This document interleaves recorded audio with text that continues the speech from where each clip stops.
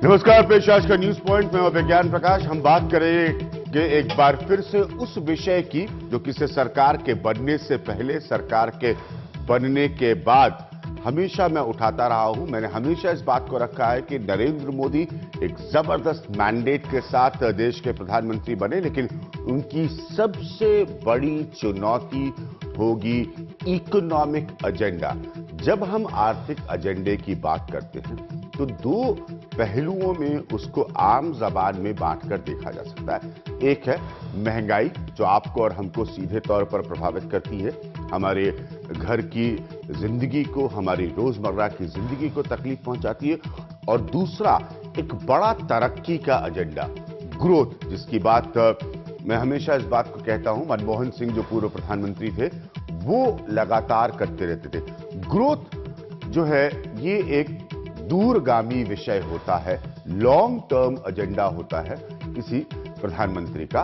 आप साल दर साल, यानी कि एनुअल स्ट्रक्चरिंग में साल दर साल आप तरक्की की क्या दर हासिल करना चाहते हैं उसका कैलकुलेशन करते हैं। लेकिन इन्फ्लेशन एक ऐसी समस्या होती है, महंगाई एक ऐसी समस्या होती है जिससे आपको बहुत तेजी से डील करना होता है। बीजेपी ने अपने मैनिफेस्टो को जब रिलीज किया था इस लोकसभा चुनाव में, तब उन्होंने एक फंड की बात की, एक ऐसा फंड, और इसकी बात नरेंद्र मोदी, मैं आपको आगे अपनी रिसर्च के माध्यम से बताऊंगा और समझाऊंगा, बहुत पहले से करते आए। जब वो गुजरात के मुख्यमंत्री थे तब से वो करते आए एक फंड, ताकि अगर कीमतें ऊपर नीचे हों तो सरकार के पास एक मुश्त, एक ऐसा पैसा होना चाहिए जिसका इस्तेमाल करके वो कीमतें अगर ऊपर नीचे हो रही हैं तो आपको उसकी तकलीफ ना हो देने। थोड़ी सी जानकारी वित्त मंत्री अरुण जेटली के माध्यम से इस फंड के बारे में, उसके बाद मैं आज के अपने एक्सपर्ट से आपको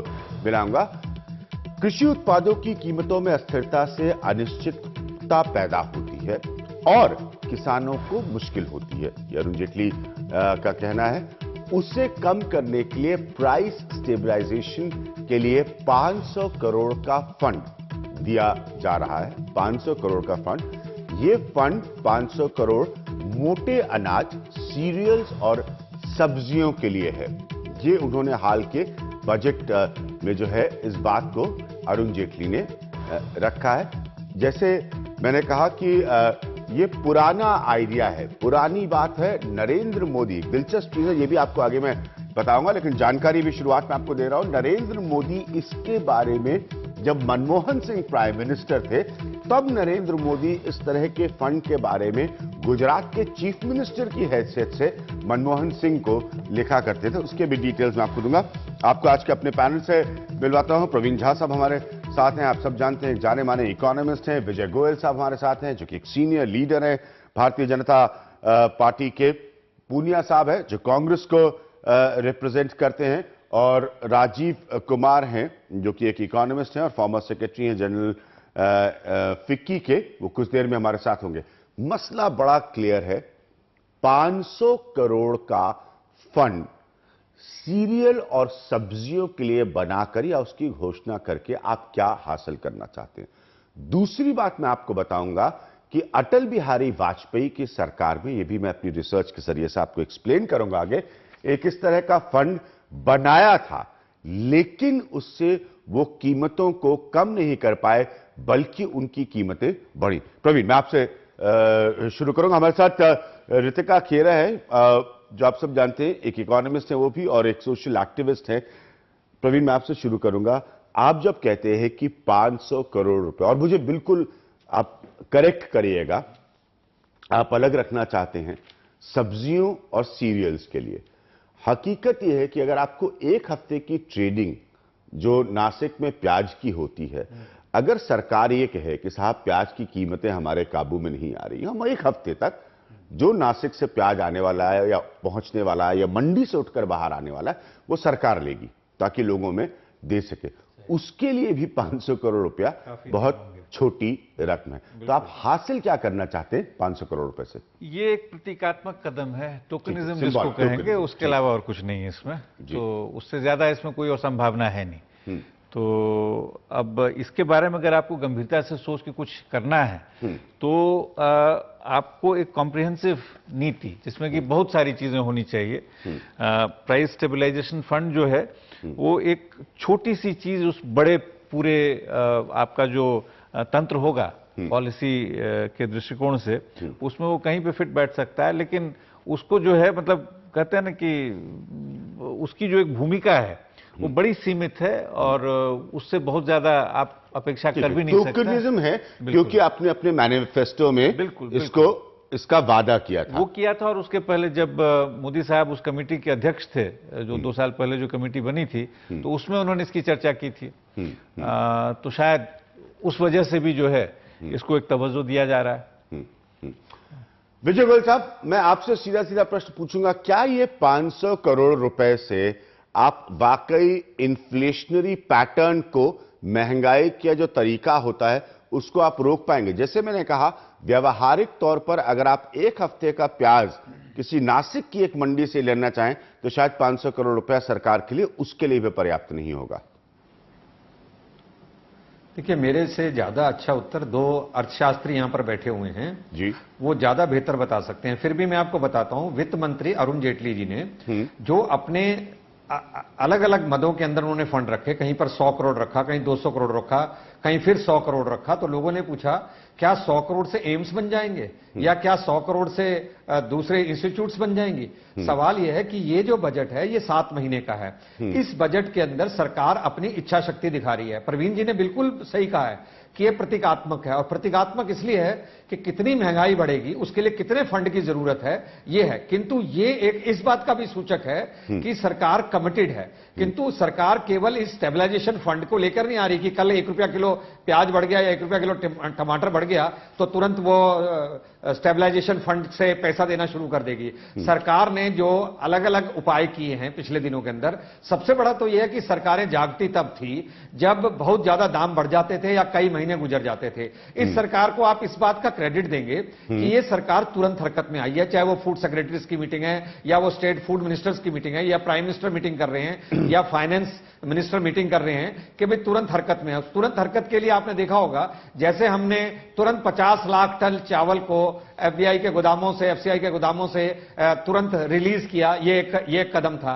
फिर हमने कहा कि एपीएमसी के अंदर किसानों को जरूरी नहीं है अपना सारा माल बेचना है, वे अपना माल को बाहर भी बेच सकते हैं। फिर हमने प्याज के इंपोर्ट को कम रोकने के लिए, प्याज के एक्सपोर्ट को करने के लिए हमने उसका दाम 135 से फिर 300 किया और 300 से 500 किया। इसी तरीके से हमने और आलू के ऊपर भी किया।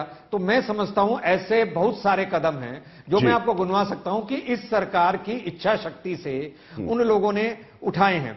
और जबकि जैसे जमाखोरों के ऊपर अंकुश वाली बात थी, स्टेट गवर्नमेंट्स को मैसेज देने की बात थी, अलग अलग जगह रेड्स करके कालाबाजारी को रोकने की बात थी, तो ये समझिए कि ये सरकार जिसको आए हुए अभी 10 हफ्ते नहीं हुए, उसके लिए मैं समझता हूं कि एक अच्छा उन्होंने किया है। ठीक है, आप ऑनेस्टली, आप ईमानदारी से इस बात को विजय गोयल साहब एडमिट कर रहे हैं कि ये टोकनिज्म है, उसमें मुझे कोई एतराज नहीं। मेरे पास 2011 में मैंने आपको ये जी मुख्यमंत्री नरेंद्र मोदी ने तब प्राइम मिनिस्टर मनमोहन सिंह को क्या लिखा था अपनी रिकमेंडेशन करते हुए, उस कमेटी जिसका जिक्र कर रहे थे प्रवीण झा, मेरे पास उसके भी डिटेल्स है। मैं आऊंगा, एक मिनट आपके पास आऊंगा, ये बड़ी सीरियस बहस है। जैसे कहा, आप जब बात करते हैं, और मेरे पास एक, चूंकि मैं जानता हूं आपने फूड सिक्योरिटी पर बहुत काम किया है, मेरे पास अगस्त 2007 का वो लेटर भी है जो नरेंद्र मोदी ने गुजरात के मुख्यमंत्री के तौर पर फूड सिक्योरिटी के मसले पर मनमोहन सिंह को लिखा था। मैं उसके डिटेल्स भी पढ़कर सुना सकता हूं, लेकिन पॉइंट यह है कि आप क्या टोकनिज्म से, किसी भी तरह का संकेत देने से आप इन्फ्लेशन हैंडल कर सकते हैं, महंगाई हैंडल कर सकते हैं? ये टोकनिज्म एक्चुअली जो है वो सिर्फ 500 करोड़ की बात नहीं है। अगर मोटे अनाज के लिए आज हमें दाम कम करने हैं तो एक बहुत सीधा रास्ता है। सरकार के पास 60 मिलियन टन अनाज पड़ा हुआ है जिसमें से वो 0.5 मिलियन टन रिलीज कर रहे हैं और उसका इतना बात का बतंगड़ बना रहे हैं। अगर उनको दाम कम करने हैं तो तुरंत वर्षों पहले सुप्रीम कोर्ट कह चुकी कि भाई ये अनाज कब आप गरीबों तक पहुंचाएंगे? वो भी अब बिल भी पास हो गया है। जब एक्ट बना पिछले साल तो जुलाई 4 तक की उनको समय भी दिया गया। अनाज आपके पास पड़ा है। सबसे बड़ा जमाखोर आज कौन है देश में? वो है सरकार, एफसीआई, जिसके पास 60 मिलियन टन। शायद आप जानते हैं कि जॉन ड्रेज ने ये हिसाब लगाया था कि इन बोरियों को एक के साथ एक लगाएंगे तो ये मून तक पहुंचकर चंद्रमा से वापस आ जाएंगी। इतना अनाज है। हाँ, तो एक ये बहुत सीधा कदम लेकिन आपको है। लगता है कानूनी कि ये भी नरेंद्र मोदी का रिक्वायरमेंट है। पुराना कमिटमेंट कि एफसीआई के काम को अलग अलग बांटने से कोई फर्क पड़ेगा इसमें? I am not so sure. मुझे नहीं लगता। एक्चुअली जो उनके स्पेसिफिक प्रपोजल्स हैं उसमें, वो मुझे अभी तक पता नहीं है क्या वो उसकी घोषणा हुई भी है कि नहीं। लेकिन जो आपकी आज व्यवस्था बैठी हुई है उसमें आपके पास एक बहुत सीधा रास्ता है जिसके लिए आपको कोई एक्स्ट्रा खर्चा भी नहीं, क्योंकि आपने खरीद के तो रखा है। उसके भंडारण नहीं, और उसके भंडारण में आपका खर्चा हो रहा है। कुछ उसमें से सड़ भी जाता है, खराब हो जाता है, तो उसको आप क्यों नहीं बांटते?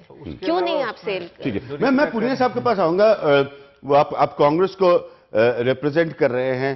पॉइंट ये है कि आपको लगता है ये जो प्राइस स्टेबलाइजेशन यानी कि बढ़ती गिरती कीमतों के स्थायित्व के लिए 500 करोड़ रुपया फिलहाल सरकार दे रही, ये बात सही है? ये विजय गोयल की बात को मुझे मानना पड़ेगा कि ये 7 महीने के समय अंतराल का अरेंजमेंट है। इससे महंगाई पर क्या कोई असर पड़ सकता है? देखिए, ये इनके घोषणा पत्र में भी है कि महंगाई को कम करने के लिए प्राइस स्टेबलाइजेशन फंड का हम प्रोविजन करेंगे, और इस बजट में प्राविधान है 500 करोड़ का। इसकी क्या रूपरेखा होगी, किस तरह से मार्केट इंटरवेंशन सरकार करेगी, इसकी कोई रूपरेखा सामने नहीं है। अगर वास्तव में ये रूपरेखा के साथ में आते तो 500 करोड़ के माध्यम से भी कुछ न कुछ जरूर असर पड़ता, लेकिन कोई क्लैरिटी नहीं है, कोई प्रोग्राम नहीं है, कोई रोड मैप नहीं है, कोई उसकी स्ट्रेटेजी नहीं है जिसके आधार पर जनता में ये कह सके कि हम ये करने वाले हैं, 500 करोड़ रुपए हमारे पास में, हम ये करने वाले हैं और कीमतें नहीं बढ़नी चाहिए। तो उसका असर पड़ता है। सरकार की केवल धमकी, उसी का बड़ा असर पड़ता है। और ये तो सीधे सीधे 500 करोड़ रुपया देके और आवश्यकता पड़ने के, जैसे कि अभी बताया, और भी धनराशि उपलब्ध कराई जा सकती है। तो ये सरकार की इच्छा शक्ति की कमी है कि उन्होंने कोई विस्तार से इसकी रूपरेखा नहीं बनाई गई। और दूसरा ये कहा गया कि साहब सरकार को ये तो क्रेडिट देना होगा कि तत्काल वो हरकत में आ गई और पहले ही इन्होंने कर दिया। तो आप कहां हुआ? आप हरकत में आए, आपने मीटिंग की, आपने कहा कि रोड मैप तैयार हो गया, ये तैयार हो गया, लेकिन कौन सा रोड मैप है, कौन सा क्या है, इसका कोई जानकारी नहीं है। और उसका नतीजा ये है कि होल सेल प्राइस इंडेक्स है 5.8 से 6.2% हो गया, बढ़ गया। जब पूछा गया रामविलास पासवान जी से, उन्होंने कहा कि होर्डर्स उनके बात है, लोग ये सोच रहे हैं कि कम मानसून कम होगा और जिसकी वजह से कीमतें बढ़ेंगी, तो इसलिए वो हरकत कर रहे हैं। भाई, उसके खिलाफ कार्रवाई होनी चाहिए। देश भर में आपने कहा कि हमने चिट्ठी लिख दी है, चिट्ठी लिख दी है, तो कम से कम भारतीय जनता पार्टी की सरकार जहां है वहां तो कम से कम उसका असर नजर आना चाहिए था, वो करना चाहिए था, लेकिन वो नहीं हुआ। अभी बताया जा रहा था कि अनाज हमारा भंडार है, उससे कीमतें कम हो सकती हैं।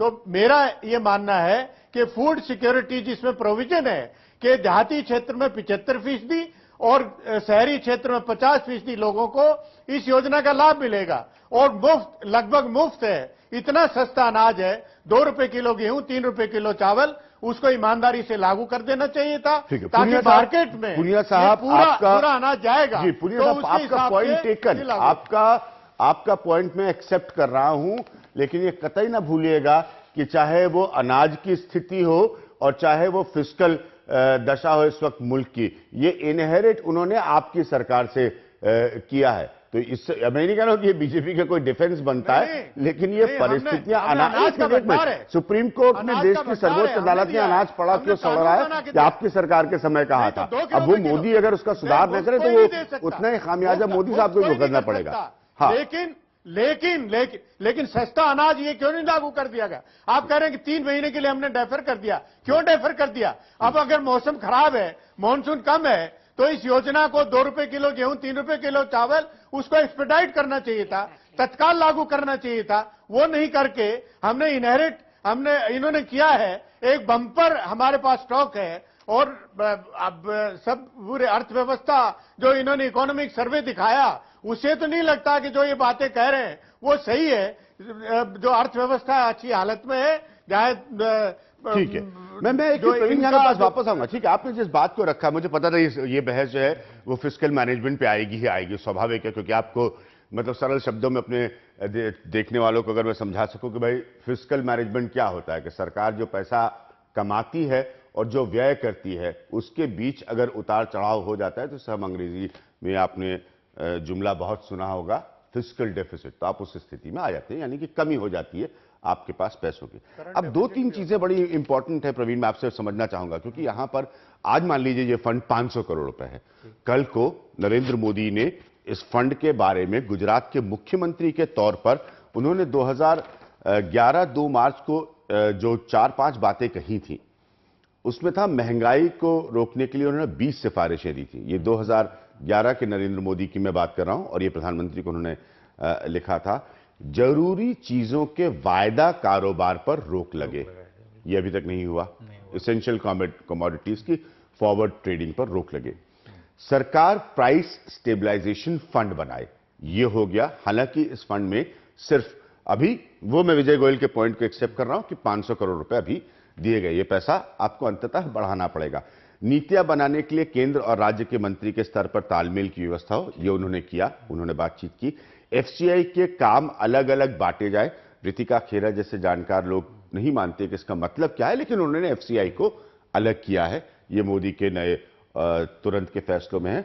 और रिटेल को बढ़ावा देकर प्रतिस्पर्धा बढ़ाई जाए, यानी कि रिटेल मार्केट को कंपेटिटिव किया जाए। ये 2011 2 मार्च को नरेंद्र मोदी ने अपनी सिफारिशों में लिखा था। अब मैं जो दूसरे पॉइंट पर आता हूं, यही प्रश्न मैं विजय गोयल साहब से पूछूंगा। आप ये कह रहे हैं कि 2015 और 16 में आप वित्तीय घाटा 3.6% तक करने का लक्ष्य रखते हैं, उसके बाद 3 जी, और 2016-17 में 3। अगर ये सिचुएशन है तो इस तरह की चीजों के लिए आप पैसा कहां से लाने वाले? नहीं, निश्चित तौर पे ये तो जो जैसा बिल्कुल आपने सही कहा कि एक फिस्कल फंडामेंटलिज्म जिसको कहते हैं, जी जी, मैं कोशिश कर रहा हूं हमारे लोग दरअसल शब्दों में समझे, बहुत इंपॉर्टेंट विषय है। भाई फिस्कल कंसोलिडेशन इनका मूल मंत्र रहा है, और इन्होंने बजट में भी सबसे पहले यही कहा कि हम इस चैलेंज, और उन्होंने गुजरात मॉडल को बेचा है। इसलिए मैंने जो गुजरात के वो मुख्यमंत्री रहते हुए जो उन्होंने लिखा और कहा है, रितिका मुस्कुरा रही क्योंकि उनकी एक बड़ी इंपॉर्टेंट चिट्ठी मेरे सामने रखी जो उन्होंने फूड सिक्योरिटी पर लिखी थी नरेंद्र मोदी। हाँ, वो तो बहुत ही महत्वपूर्ण पत्र है, 2013 में लिखी थी, उसको आप जरूर, हाँ 13 वाला जरूर। तो हम इस पॉइंट पर ये पैसा कहां से लाएंगे? नहीं, ये पैसा बिल्कुल, देखिए इसमें जो है कोई बढ़ोतरी करने की कोई संभावना मैं नहीं देख रहा हूं। इनफैक्ट जो इनका टैक्स का असेसमेंट जो है इस चालू वित्त वर्ष के लिए भी, वो भी गलत है। इस तरह से गलत है कि माना गया कि आपको जो है उसमें इंप्रूवमेंट पिछले 13-14 की तुलना में 14-15 में आपका टैक्स कलेक्शन 16 से 17% के आसपास बढ़ने की संभावना इन्होंने दिखाई। ये मान के कि जो नॉमिनल ग्रोथ रेट है वो तकरीबन 13.5% रहेगा। इन्फ्लेशन ये मान के चल रहे हैं कि 8% रहेगा। नहीं, और 8% के साथ ये अपने विकास की दर को 7 से 8% हासिल करने का दावा कर रहे हैं, वो अलग चीज हो गया। वो तो आगे की बात, वो तो आगे की बात है। ये कह रहा हूं कि इस वर्ष के लिए जो उनका खुद का आकलन है कि इन्फ्लेशन ये मान के चल रहे हैं कि 8% रहने की संभावना है। हाँ, पूरे वर्ष के लिए जो हम एवरेज लेके चलते हैं, तो वो उनके इसमें कैलकुलेशन में ऑलरेडी बिल्ट इन है। तो इन्फ्लेशन के लिए एक तरह से आप कहिएगा कि एक तरह से हथियार डाला जा चुका है कि हम इसको नहीं काबू कर पाएंगे। यही मेरा पॉइंट है। सुनिए, इसी में मैं छोटी सी बात जो मैं कहना चाहता हूं, तो इसमें अगर ये हम मान के चलें कि जो उन्होंने खर्चा कहा है तमाम प्रोग्राम्स पे करेंगे, तो जो रिसोर्सेज उनके एस्टिमेट के हिसाब से होना है उससे वो कम है। अगर वो कम है तो फिस्कल डेफिसिट को अगर आप 4.1 पे रखना चाहते हैं तो एक ही तरीका है कि आप खर्चे को घटाएंगे। बिल्कुल सही बात, क्योंकि रिसोर्स जनरेशन आपको हो नहीं सकता है। बिल्कुल सही। और वहां पे इसीलिए मैंने कहा आपने 3 और 3.6% का टारगेट रखा है अपने लिए। नहीं, तो इस वर्ष में जो 4.1 के लिए भी मैं आपको कह रहा हूं, वो भी इनके लिए अगर वो करना चाहते हो तभी हो सकता है जब ये कह रहे हैं जो जरूरी खर्चे हैं जब तक आप उनको और नहीं कम करेंगे तब तक आप 4.1 का टारगेट नहीं कर सकते। इसी तरीके से अगले वर्षों के लिए वही बात है कि आपका क्या ग्रोथ इतना बढ़ जाएगा जब तक वो बढ़ता नहीं है, तो अगर 3.6 और 3 करना चाहते हैं आप, इसका मतलब है कि जो भी आपकी जरूरी एक्सपेंडिचर उसको आप कम करते उसको और आप कम करिए। कंप्रेस क्या ये करेंगे। पॉसिबल है? क्योंकि ये क्या ये संभव है? ये देखिए, मनमोहन सिंह की सरकार जो है कांग्रेस की, वो इस सब आंकड़ेबाजी के, मैंने एक बार चिदम्बरम साहब की कांग्रेस हेडक्वार्टर में प्रेस कॉन्फ्रेंस सुनी थी चुनाव से ठीक पहले, और उसमें से मुझे ये आभास हुआ कि इतनी आंकड़ेबाजी हो रही थी उनकी प्रेस कॉन्फ्रेंस में कि अल्टीमेटली देश के लोगों ने कांग्रेस को आंकड़ा समझा दिया और वो 50 सीट से नीचे आ गए। अब ये आंकड़ेबाजी का नया दौर है कि आपको 3% का लक्ष्य, आपको 16-17 में फिस्कल डेफिसिट को नीचे लाने का, 15-16 में 3.6% का। जैसे प्रवीण ने कहा, पॉइंट बड़ा क्लियर है कि आपके पास रेवेन्यू इंक्रीज नहीं हो रहा है, आप खर्चा आपका बढ़ा हुआ है और आप कहां से वो पैसा लाएंगे वो नहीं। फिर आपके हिसाब हम फलाना फंड क्रिएट कर देंगे, धमाका फंड क्रिएट कर देंगे, ये कैसे होगा? इसका पैसा कहां से आएगा? एक दो चीजें मैं थोड़ा पहले की चर्चा पे जोड़ना चाहती हूँ कि फंड तो बना है, लेकिन उस फंड को एग्जैक्टली किस तरह से इस्तेमाल किया जाएगा वो अभी तक स्पष्ट नहीं है। अब निर्भया फंड भी बना, उसका क्या हुआ कोई नहीं जानता। हाँ? तो उसी तरह हमें स्पेसिफिक प्रपोजल्स चाहिए। आप अगर तमिलनाडु में देखें तो वहां जहां पर अम्माज कैंटीन चलती हैं, जहां 1 रुपए की इडली मिलती है, वहां पर सस्ते दाम पे सब्जियां भी बेची जा रही हैं ताकि गरीब लोग वहां आकर खरीद सके। उसी तरह के कम्युनिटी किचन और सस्ते दाम पर बिकने वाली सब्जियां, इस तरह के इनिशिएटिव आपको सारे देश में करने होंगे। लेकिन उसके बजाय सिर्फ आप कह देते हैं कि हमने यहाँ छापा मार दिया या हम ये कर देंगे, उससे इतना नहीं फर्क पड़ेगा। जो फिस्कल डेफिसिट की बात है और खर्चों को घटाने की बात है, एक्चुअली हम लोग इससे बहुत ज़्यादा चिंतित हैं कि क्योंकि ये पैसा कहाँ कटेगा? वो कटेगा नरेगा जैसे कार्यक्रमों में, खाद्य सुरक्षा जैसे कार्यक्रमों के। जो गरीब लोग हैं जो टीवी स्टूडियो में आकर अपनी बात नहीं रख पाएंगे, ना ही वो फाइनेंस में। मैं भी आपको बताना चाहूंगा रितिका, मैंने, प्रवीण जानते हैं, सब जानते हैं कि मैं इस चुनाव में गांव-गांव घूमा और जितना मैंने लोगों से, महाराष्ट्र से लेकर गुजरात तक, गुजरात से लेकर उत्तर प्रदेश तक, उत्तर प्रदेश से लेकर पूर्वी उत्तर प्रदेश के गांवों तक, जितना लोगों से पूछा कि सामाजिक क्षेत्र में खर्च होने वाली कोई स्कीम के बारे में पता है? नहीं। पैसे के बारे में पता है? नहीं। गांव में पैसा पहुंचता है? नहीं। राशन कार्ड के जरिए अनाज मिल पाता है? नहीं। तो ये हमारे सामाजिक क्षेत्र में खर्च होने वाले पैसे की हकीकत है। राजीव कुमार का हम इंतजार कर रहे थे, वो भी हमारे साथ जुड़े हैं, फॉर्मर सेक्रेटरी जनरल फिक्की के।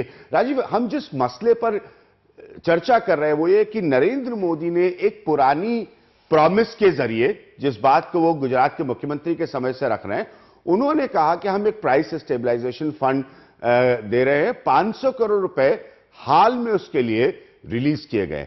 आप जिस तरह के इन्फ्लेशनरी पैटर्न से जूझ रहे हैं इस मुल्क में कम से कम पिछले 1 साल से, जिसके लिए मनमोहन सिंह की सरकार भी जिम्मेदार है, आप कुछ भी कर सकते हैं। मतलब ये 500 करोड़ से आप कुछ अचीव कर सकते हैं?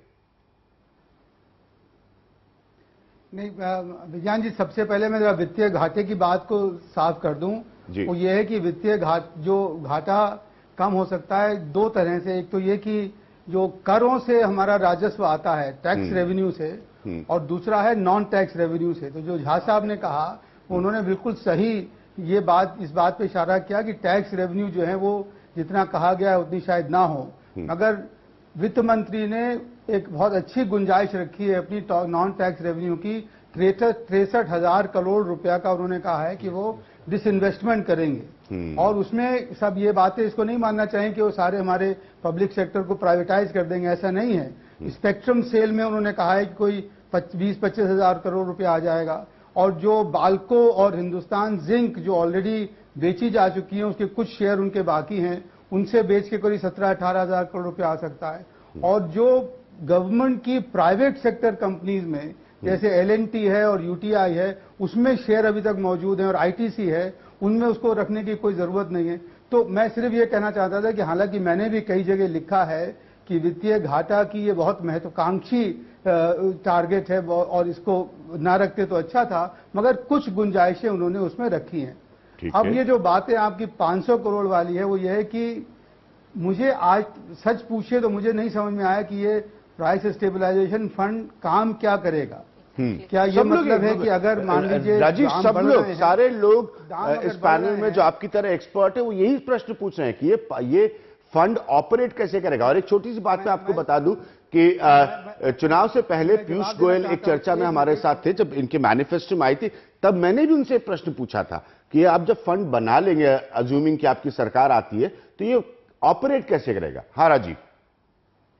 नहीं देखिए, उसमें देखिए एक तरीका तो होता है प्राइस स्टेबलाइजेशन फंड का कि जब दाम बहुत गिर रहे हों, जब किसान अपना सामान सड़क पे फेंक रहा हो, तो आप उस फंड से इस्तेमाल करके उसको खरीद कर उसके दाम गिरना ना दें। एक तो वो तरीका है। दूसरा तरीका सिर्फ ये हो सकता है कि इस फंड से आप आयात करें, और क्योंकि आप जो सप्लाई है, पूर्ति है देश की, वो तो इस फंड से बढ़ा नहीं सकते, क्योंकि वो तो जो बढ़ेगी वो बढ़ेगी प्रोडक्टिविटी से बढ़ेगी, एग्रीकल्चर प्रोडक्शन से बढ़ेगी। आज मैंने अखबार में पहली बार पढ़ा कि शायद हो सकता है कि कुछ सब्जियों को, अनियंस और पोटैटोज को, आलू और प्याज को शायद भारत आयात करने की ओर सोचे। अब ये एक ऐसी सूरत है जो कि बहुत ही, एक तो मुझे जो है वो ये लगता है कि ठीक है वो आज उसका सुलझा देगी, मगर फूड इन्फ्लेशन को कंट्रोल करना, जब तक कृषि क्षेत्र में उसकी उत्पादकता नहीं बढ़ेगी और जब तक उस क्षेत्र में लोग जो हैं वो बैठ के वैज्ञानिक तरह से कृषि काम नहीं करेंगे और उसमें निवेश नहीं होगा, सिंचाई में और उसके सीड्स में और नई टेक्नोलॉजी में, तब तक ये फूड इन्फ्लेशन कोई ऐसी चीज नहीं है जो एक मैजिक वॉन्ड हिलाने से आ जाए। ये एक दीर्घकालीन, एक मध्यमकालीन काम है। मुझे जानकर बस खुशी है कि कम से कम 1000 करोड़ रुपया लगाया गया है सिंचाई स्कीम में, जो उन्होंने कहा है प्रधानमंत्री सिंचाई योजना में। वो एक शुरुआत है और हो सकता है कि उससे ही हम लोग आगे बढ़ें। तो इस पर मैं ले रहा हूं यहां पर एक ब्रेक, उसके बाद विजय गोयल साहब को पूरा समय दूंगा। पॉइंट बहुत स्पष्ट है कि अगर आप अपने वित्तीय घाटे को 2015 और 16 की सूरत में 3.6% लाना चाहते हैं, मौजूदा 4.1% के करीब से, और उसके बाद 16 और 17 में आप उसको पूरा 1% कम करके 3% तक लाना चाहते हैं, फिर आप इन फंड्स की बात करते हैं और इसके लिए आपको पैसे की जरूरत होगी। राजीव कुमार ने यह सजेशन रखा कि कुछ डिसइन्वेस्टमेंट के रास्ते हो सकते हैं, लेकिन अगर ये पैसा आपको बढ़ाना हो और आप साथ में फिस्कल डेफिसिट कम करने की बात कर रहे हैं, तो आप क्या क्या कर सकते हैं? यह प्रश्न मैं पूछूंगा विजय गोयल साहब से एक छोटे से ब्रेक के बाद।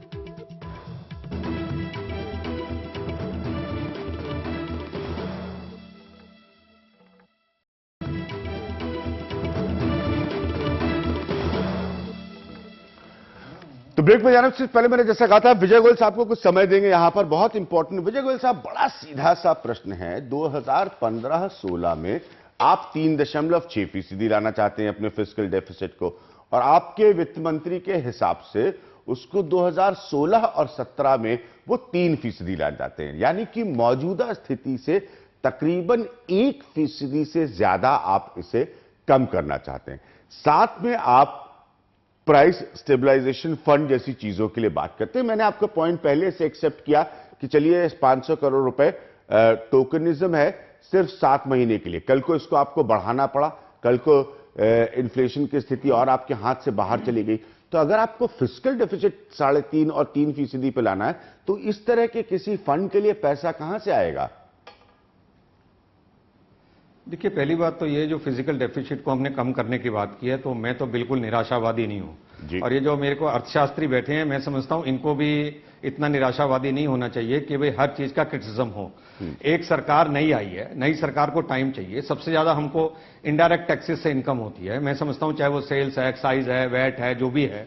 अब प्रोडक्शन बढ़ेगी तो ग्रोथ बढ़ेगी जी, और उससे डेफिनेटली टैक्स ज्यादा आएगा जी। उसके बाद सबसे बड़ी बात है, हमने वेस्टेज कम करनी है। चाहे वो एफसीआई का रिस्ट्रक्चरिंग करने की बात है, जिसमें डिस्ट्रीब्यूशन के अंदर बहुत चीज वेस्टेज हो जाती थी। अगर आप देखेंगे वेजिटेबल्स और जो फ्रूट्स हैं, इसमें से 16 to 17% जो है हमारा वेस्ट हो जाता था, जिसकी बहुत ज्यादा एक कीमत थी, कई हजार करोड़ के अंदर है, जो वो हो जाता था, उसको है। फिर इंफ्रास्ट्रक्चर खड़े करने की बात है कि अगर हम वेयर हाउसेज नए नए बनाते हैं और उसके अंदर हम अपने उसको संभाल कर रखते हैं, तो मैं समझता हूं उससे भी एक बढ़ेगा जी। फिर पीडीएस डिस्ट्रीब्यूशन को ठीक करने की बात है। फिर सरकार पब्लिक प्राइवेट पार्टनरशिप के ऊपर जाना चाहती है, जिसके अंदर ज्यादा से ज्यादा उनकी भी इन्वेस्टमेंट का रोल हो। इसके बाद जैसे राजीव जी ने बताया कि भाई डिसइन्वेस्टमेंट से भी हमको 63,000 करोड़ आ सकता है, जिसमें इसके अंदर पीएसयूज वगैरह हैं जो ठीक तरह से काम करनी है, उसकी बात है। फिर आपने देखा होगा कि खर्चे कम करने के लिए सरकार तत्पर है। जो 80-80 मिनिस्टर होते थे, अभी वो 40 मिनिस्टर हैं। इसके अगर और आप बारीकी में जाएंगे तो बहुत सारे खर्चे कम करने के लिए सरकार आमदा है। फिर बहुत ऐसी जगह के ऊपर हमने डिफेंस के अंदर एफडीआई किया है जहां सरकार को इन्वेस्ट करने की जरूरत नहीं है और लोग आकर इन्वेस्ट करेंगे। तो इस सब से मैं ये समझता हूं कि इस सरकार को थोड़ा समय देना चाहिए। सरकार के अंदर विल पावर है, एक विजन है, और उसको यूज करके और सरकार जो है अपने इस फिजिकल डेफिसिट को कम करेगी। अब आपको एक छोटी सी बात बताता हूं। आप मंत्री थे अटल बिहारी वाजपेयी सरकार के प्रधानमंत्री कार्यालय में, आप खुद मंत्री थे। 2003 में जब कॉफी, चाय, नेचुरल रबड़ जो होता है, रबड़ और टोबैको के लिए जब पीएसएफ बनाया था तो उसको रिकॉल करना पड़ा था, वापस लेना पड़ा था सरकार को, क्योंकि उसका प्रभाव ऐसा हुआ था। अब उसके मॉडलिटीज की डिटेल का भी कागज है मेरे पास, किसको कैसे बनाया गया था और उसको कैसे ऑपरेट किया जाना था, कि आपने उसे तब वापस लिया था इसलिए क्योंकि जिन चीजों की कीमतों को बढ़ने से रोकने के लिए आपने किया था, उनकी कीमतें कहीं ज्यादा बढ़ती चली गई। तो क्या आपको नहीं लगता किसी प्राइस स्टेबलाइजेशन फंड, ये कोई नया आइडिया तो है नहीं विजय जी, आप भी जानते हैं, नरेंद्र मोदी जब गुजरात के मुख्यमंत्री थे तब से इसके बारे में बात कर रहे हैं। तो क्या, मेरा सिर्फ ये प्रश्न है आपसे कि क्या ये कारगर तरीका है महंगाई पर काबू पाने का? नहीं, मैंने फेल हो चुका है आपकी सरकार में, छोटी सी कमोडिटीज के लिए ये फेल हो चुका है, ये रिसर्च बता रही है यहां पर। जी देखिए, मैंने आपको पहले भी बताया था कि ये एक माध्यम है, सिर्फ ये अंतिम माध्यम नहीं है। इसके अलावा जो जो स्टेप्स उठाने की बात की है उससे भी प्राइसेस होगा।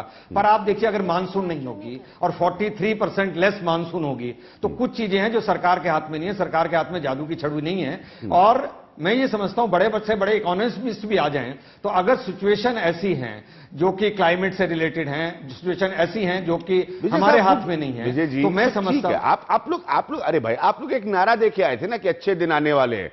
तो अब नारा आप कह रहे हैं जादू की छड़ी नहीं है, तो उस टाइम ये नारा देते थे कि जादू की छड़ी नहीं है, अच्छे दिन अपने आप आएंगे। एक मिनट, ये सियासत है विजय जी, आपने हमने बहुत वर्षों सियासत देखी है। जी, तो आप अच्छे दिन के नारे पर इतने कमाल की जीत के साथ आए हैं, बुरे दिन के नारे पर नहीं आए आप। अगर मैं 4 तारीख को अगर सरकार आती है और 6 तारीख को आप मुझसे पूछने लग जाएंगे कि अच्छे दिन आने वाले हैं, अरे भाई 10 साल उस सरकार को दिए थे, मुझे 10 हफ्ते भी आप देने को तैयार नहीं है। कम से कम 1 साल तो दीजिए, एक साइकिल तो घूम जाए। अगर आप प्याज और आलू को देखेंगे तो ये जो फसलें हैं ये आती हैं नवंबर से लेकर फरवरी तक आती हैं। अभी तो मेरे समय की फसल भी नहीं आई है, मुझे करने तो दीजिए, फसल तो लाने दीजिए मेरे समय के अंदर। जो पिछली इकोनॉमी है मैं उसको ढो रहा हूं, उसको ढोने के लिए मेरे को कुछ समय तो दे दीजिए आप। अच्छे दिन का मतलब इकोनॉमी को ढो रहे कि आज बने और कल अच्छे दिन है। ठीक है, पिछली इकोनॉमी से जुड़े पुनिया साहब बहुत देर से कुछ कहना चाह रहे हैं। हाँ पुनिया साहब,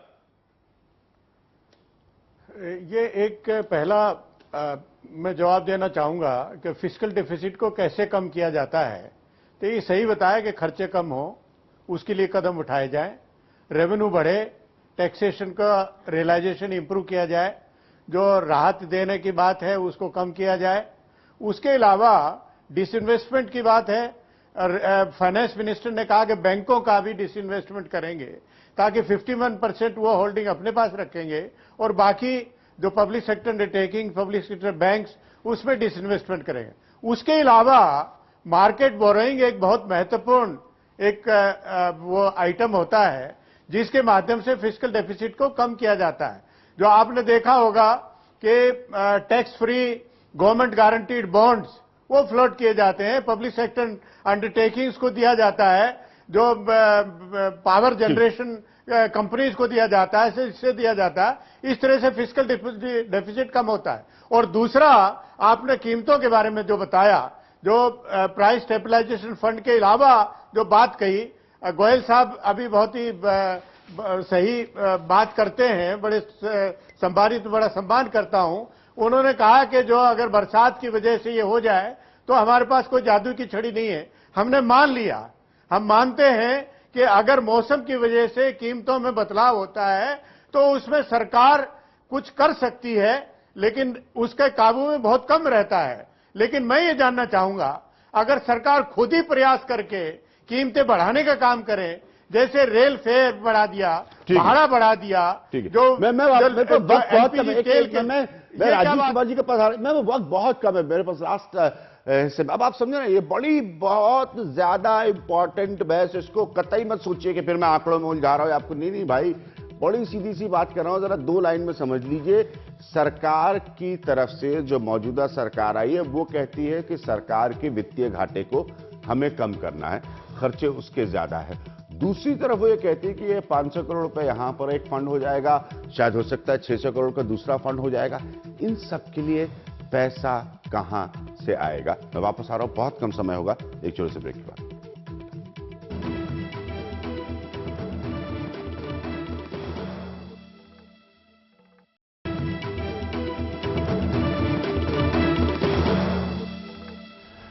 राजीव, आप बहुत देर से कुछ कहना चाह रहे थे, मेरे पास बिल्कुल वक्त नहीं है, प्लीज आपका फाइनल कमेंट। मैं कहना चाहता था कि वित्तीय घाटा कम होता है आर्थिक विकास से, और खर्चे कम करके नहीं होता है। और आर्थिक विकास होता है निवेश बढ़ाने से, और निवेश बढ़ाया जाता है जब निवेशक को ये विश्वास हो कि सरकार अच्छी नीतियां बनाएगी और एक स्टेबिलिटी लाएगी और डिसिसिवनेस लाएगी। तो मेरे विचार में ये मसले पर बहस इस तरह से करना कि हम खर्चा कम करें या राजस्व बढ़ाएं, इससे कहीं बेहतर होगा कि हम लोग ये बात करें कि क्या इस सरकार की नीतियों से निवेश बढ़ेगा। क्योंकि पिछले 2-3 साल से जो सबसे बड़ी हमारे साथ जो मुश्किल हुई है वो ये है कि निवेशक उदासीन हो गए हैं और निवेश होना बंद हो गया है, कॉन्फिडेंस चला गया और आर्थिक गति हमारी मध्यम हो गई। तो जो 3.6 और 3% की जो बात आप कर रहे हैं उसमें न्यूमरेटर और डिनोमिनेटर दोनों होता है। डिनोमिनेटर होता है आपका जीडीपी। अगर आप जीडीपी को तेजी से बढ़ा सकते हैं तो हमारा वित्तीय घाटा अपने आप कम हो जाता है। और मुझे मेरे पास, मैं माफी चाहूंगा राजीव, बिल्कुल नहीं, ये सारी चर्चा है। आप इन विषयों पर आप जानते हैं मैं लगातार चर्चा करता हूं। मेरे 2 खास पैनलिस्ट यहां पर लगातार फूड सिक्योरिटी के मसले पर चर्चा करना चाह रहे थे। आज मैं माफी चाहूंगा, इतना ही समय था। मूल मकसद हमारी चर्चा का आज ये था, ये समझने के लिए कि जब आप इस तरह के फंड्स की बात करते हैं तो उनको कितना कारगर बनाया जा सकता है, वो कैसे ऑपरेट कर सकते हैं, और अगर आप खराब वित्तीय स्थिति में हैं तो उसके लिए पैसा आप कैसे और कहां से एलोकेट कर सकते हैं। आज के लिए शुक्रिया। इन विषयों पर जरूर हमेशा की तरह मैं आपसे वादा कर रहा हूं, मैं अपनी मसले उठाता रहूंगा। फिलहाल